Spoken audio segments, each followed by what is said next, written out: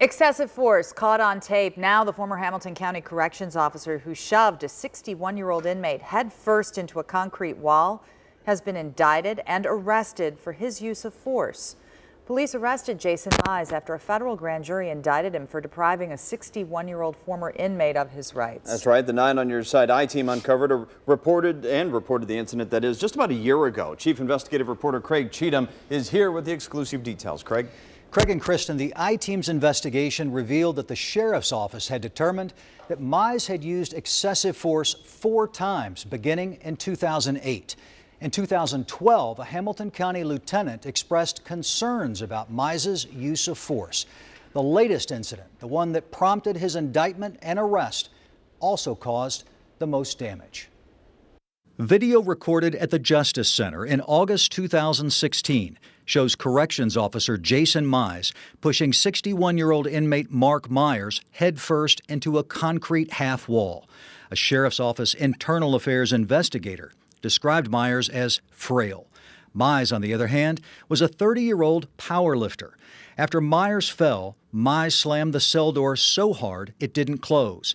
Then he left the inmate moaning on the floor of the cell. Sheriff's office records show Myers was bleeding profusely from his head and had a broken hip. A nurse treated him, and first responders took Myers to a hospital.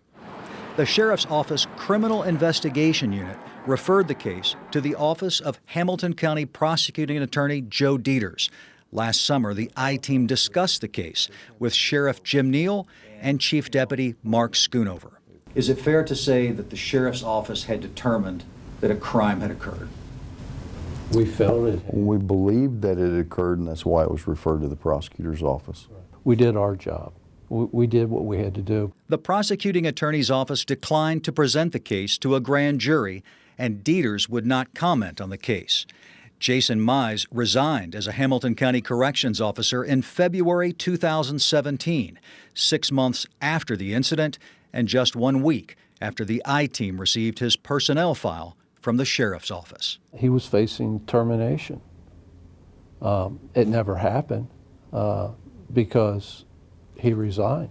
The sheriff's office did everything they could possibly do and went through every phase of the process, and it was turned down by the prosecutor's office. I can't change that.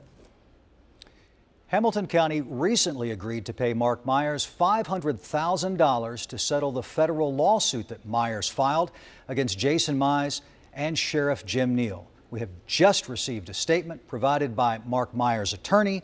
In it, Myers said he was pleased by the indictment, but he was still concerned that Mize was able to remain on the force for so long.